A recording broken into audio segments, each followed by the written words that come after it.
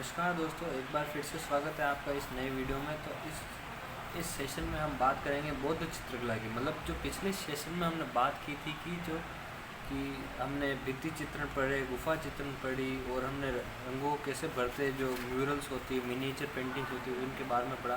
तो यहाँ से हम अब गुफा चित्रण के बारे में बात करेंगे। मतलब कि जो भारतीय चित्रकला थी, जो कहाँ इनके चर्म पर कैसे पहुँची, मतलब कि चर्मोत्कर्ष पर कैसे तक आई। मतलब कि ये पूरी मतलब जो भित्ति चित्रण करा या ख़त्म कैसे हुई, कैसे कहाँ से कुछ चालू की, अजंता चित्र और जोगीमारा की गुफा के बारे में, और बाघ है, बादामी गुफा, इनके बारे में अपन पढ़ेंगे।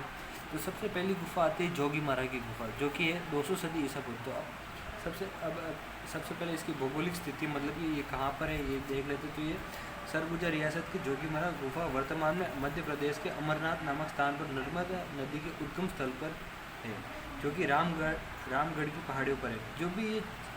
जो ये चैप्टर आने वाले, इनमें बहुत सारी गलतियाँ भी है और बहुत सारी चीज़ें गलत भी है। तो मैं बीच बीच में बता दूँगा कहाँ पर सच है। इस चीज़ को आप जो लेक्चर देख रहे हो, आप इसको बेस क्लियर करने के लिए समझे तो आपके लिए अच्छा होगा। अगर आप मतलब शुरू से जीरो से पढ़ना चाहते हो तो ये लेक्चर आपके लिए बहुत फ़ायदेमंद होगा। बाकी और अपन आगे बात करते रहेंगे वीडियो में।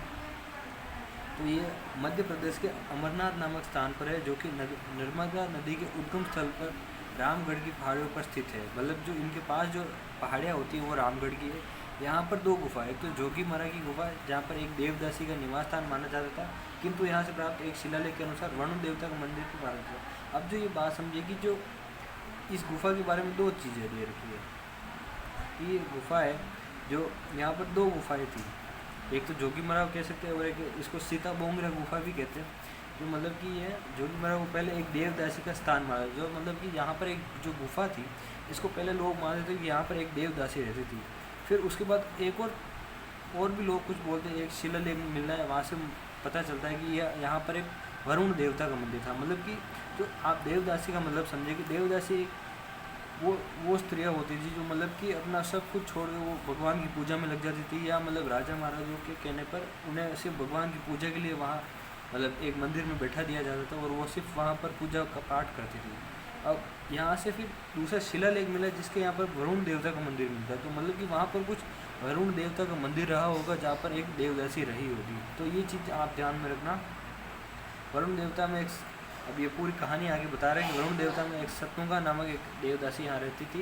यहीं पास में अन्य गुफा का प्रेक्षागार मतलब कि एक जो स्टेज होता है, मतलब नाट्यशाला, मतलब जो यहाँ पर एक्टिंग और ये होता है। अब जहाँ पर एक रूपदक्ष रहता था, जो देवदिन इस प्रेक्षागार का प्रमुख नायक पात्र था। मतलब कि जो रूपदक्ष वहाँ पर एक जो कैरेक्टर, मतलब क्या कह सकते हैं, अपना कैरेक्टर रहता था।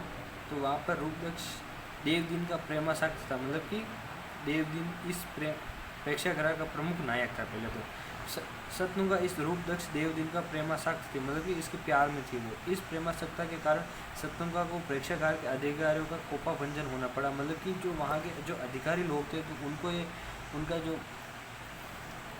प्यार समझ में नहीं आया, मतलब कि प्यार अच्छा नहीं लगा, उनको हटा दिया गया वहाँ से। तो वो उन दोनों का कोपाभंजन मतलब कि वो दूर हो गए। फिर बाद में युवक पे अपना शेष जीवन बिताना पड़ा उस देवदासी को। तो रूपदक्ष देवदिन ने इस प्रेम प्रसंग को जोगीमारा के निकट स्थित सीता बोंगरा के प्रेक्षागृह की भित्ति पर आलेख के रूप में अंकित किया गया। मतलब कि जो पास में एक और गुफा है जिसे सीता बोंगरा नाम से जाना जाता है, वहाँ पर इसको मतलब इसके चित्र मिलते हैं। वर्तमान में यह स्थान एक तीर्थ स्थल के रूप में विकसित है, किंतु यहाँ पर पहुँचने के लिए आवागमन के अच्छे साधन नहीं है। मतलब कि ये कुछ जंगलों टाइप जगह है। मतलब जितनी भी गुफा है तो जंगलों में साइड में बने, मतलब कि पूरे जो सिटीज़ होती है उनके अंदर नहीं, मतलब कि बाहर है। क्योंकि जो बुद्ध लोग होते थे, जो भी मॉन्क्स होते थे, वो अपने शांति का मतलब जो शांति के लिए चीज़ें बाहर बनाते थे। मतलब कि जो वहाँ पर कोई लोग ज़्यादा जा ना सके, वो उनके हिसाब से रह सके, इसके हिसाब से। ठीक है, आगे चलते। जोगीमारा की गुफा समय समय पर अपना पुराना है, और समय अजंता से भी पुराना। मतलब ये गुफा है जो जोगीमारा की गुफा थी, जो अजंता से भी पुरानी। मतलब कि अजंता ऐसे मतलब क्या कह सकते, किसी से इन्फ्लुएंस होकर फिर अजंता की गुफाएं बनी। मतलब इससे इन्फ्लुएंस, मतलब कि इससे प्रभावित होकर फिर अजंता की गुफाएं बनना चालू हुई। जोगीमारा की गुफा की दीवारें अजंता की तरह सपाट धरातल, कहीं कहीं खुरदरा है और कहीं कहीं बहुत पतले चूने का प्लास्टर है। प्लास्टर में अजंता वाली गुणवत्ता नहीं है। मतलब कि बहुत मतलब कि नया मतलब नहीं होती चीज़ें को अपन जब शुरुआती करें, जैसे कि मैं अभी ये वीडियो बना रहा हूँ, तो मैं शुरू शुरू में बहुत मतलब कि हिचकिता रहा हूँ, अभी भी मैं सही से मेरे शब्द नहीं निकल रहे हैं, तो भी कोशिश कर रहे हैं। मतलब कि जो शुरू शुरू में आप भी चीज़ देखते हो कि अच्छी नहीं बनती, फिर लास्ट में धीरे धीरे आते आते अच्छे बनने लग जाती है, वैसे उस हिसाब की चीज़ें थी। तो वहाँ पर भी प्लास्टर सही वाला थी ना, मतलब इतना अच्छा नहीं था जितना कि अजंता में, जो कि मतलब दीवारें इतनी बढ़िया अजंता की है, मतलब कि वहाँ पर जो टेक्सचर हो दीवारों का हो एकदम सपाट, ऐसे नहीं।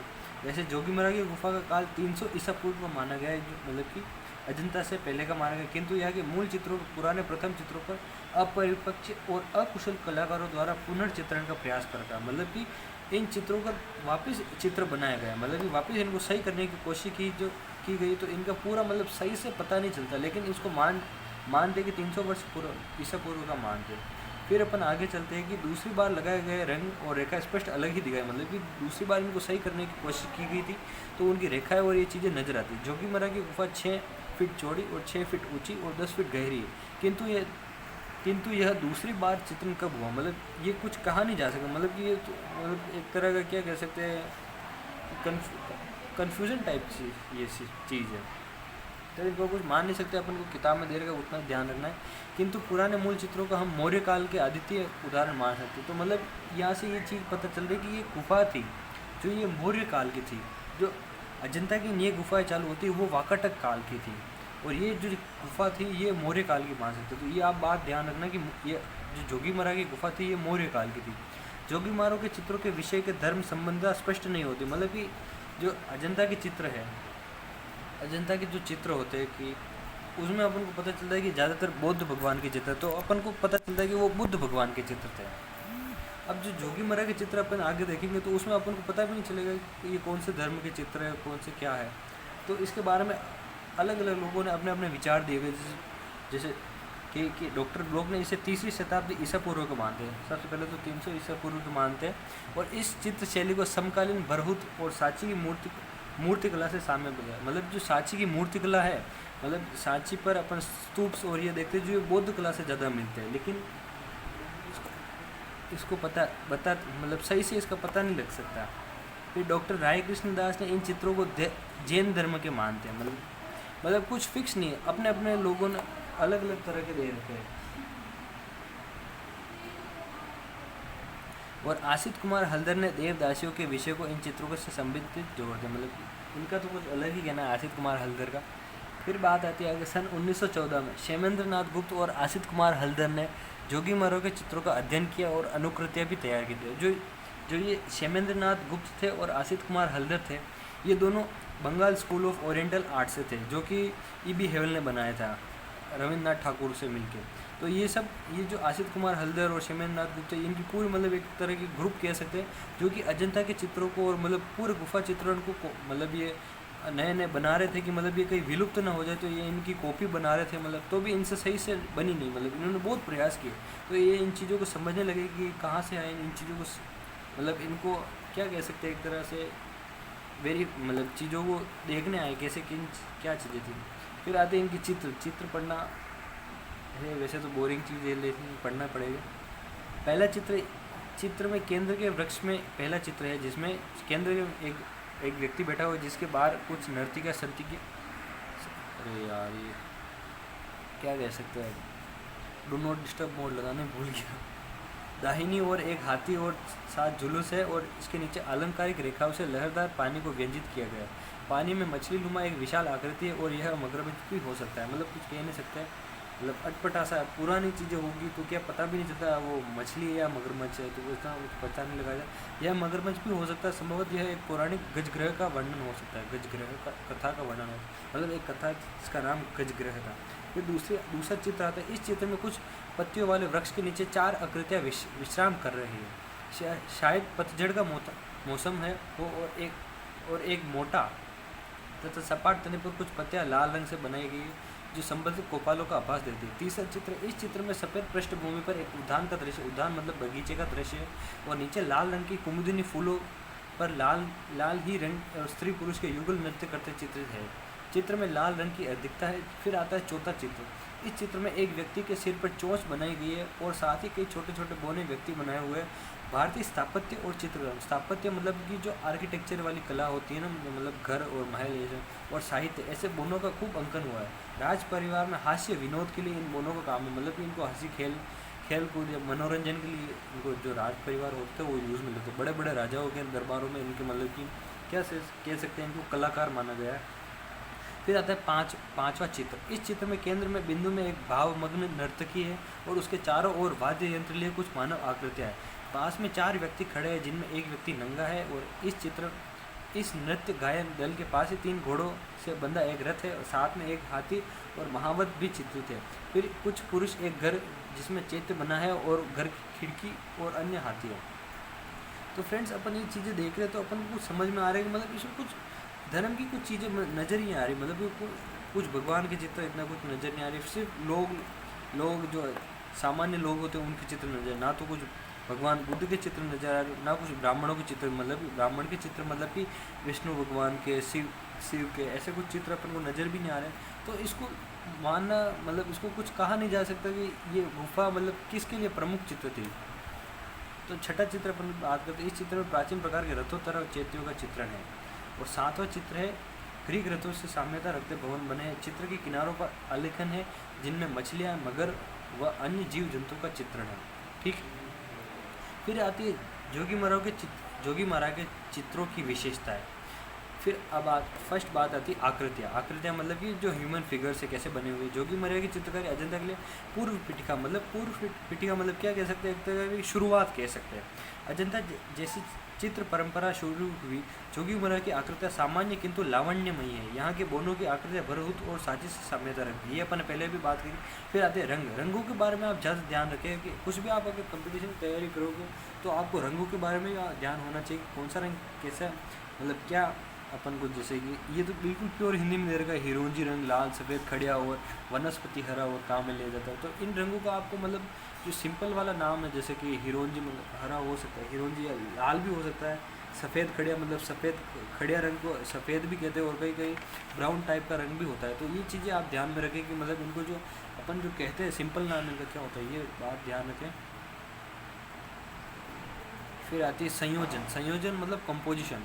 संयोजन में सम्मुख नियम और निर्वाह किया गया चित्रित संयोजन सुंदर है, किंतु अजंता वाला काल्पनिक परिप्रेक्ष्य यहाँ नहीं है। मतलब जो अजंता में है काल्पनिक, जो मन से भी बहुत सारी चीज़ें बनाई गई, मतलब परिप्रेक्ष्य मतलब जो वहाँ का पर्सपेक्टिव है, दूर चीज़ें रखना, पास चीज़ें रखना, वो वैसा यहाँ पर नज़र नहीं आता। फिर आती है रेखा। जोगी महाराज के चित्रों में रेखा लय एवं गतिपूर्ण है, कहीं पर पूर्व एवं मूल चित्रों में झांकती रेखाएं भी दिखाई देती है। दूसरी बार अधिकांश चित्र सफ़ेद पृष्ठभूमि पर लाल रंग से बनाए गए, जिन्हें काले रंग से बाह्य रेखों से पूर्ण किया गया, मतलब कि इनकी आउटलाइंस और ये बना रखी। तो ये लेक्चर बहुत ही छोटा रखते हैं। फिर उसके बाद अपन बात करेंगे अजंता की गुफा के बारे में। तो ये जो भी मैंने बताया, ये जो जोगी महाराज का लेक्चर सेशन था, तो इसमें आपको पता चला होगा कि ये गुफा एक तो मौर्य काल की है। फिर दूसरी बात, इसमें कुछ अपन को धर्म का कुछ पता नहीं चलता, मतलब कि धर्म किसका क्या है। इसमें अपन को वो चीज़ें देखने को मिलती है। एक तो वरुण देवता का मंदिर है और जिसमें एक देवदासी निवास कर रही थी, उसकी एक प्रेम कहानी थी। फिर वो सीता बोंगरा गुफा में उसके जो प्रेमी था, उसने वहाँ पर चित्र बनाया। और ये बात ध्यान रखना कि एक तो ये और क्षेमेंद्रनाथ गुप्त और आसित कुमार हल्दर ने 1914 में इन चित्रों का अध्ययन किया और अनुकृतियाँ तैयार की। तो ये चीज़ बहुत इंपॉर्टेंट है, ये भी आ सकती है, लेकिन बता रहा हूँ एक बार इन चीज़ों को दिमाग में रख लेना, ठीक है। और आप इसकी लंबाई चौड़ाई याद करना तो ठीक है, वैसे तो ज़्यादा नहीं है, लेकिन इन चीज़ों को बेसिक के हिसाब से देख रहे हो तो ये आपको समझ में आएगा। क्योंकि जो ये अब अपन बौद्ध कला के बारे में पढ़ते, तो अपन जब आदि मानव था तो उसने पत्थरों पर, दीवारों पर, पत्थरों पर, गुफाओं में बहुत सारे चित्र बनाए, लेकिन वो इतने सही नहीं थे। फिर जो चरम पे चीज़ें आने लगी, मतलब जैसे जैसे इंसान का मतलब विकास होने लगा, तो उसी प्रकार कला का भी विकास होने लगा। जैसे धीरे धीरे वो गुफाओं में अच्छे मतलब पहनावे कपड़े में रहने लगा, तो उसने भी अच्छे मतलब चित्र बनाना शुरू किया।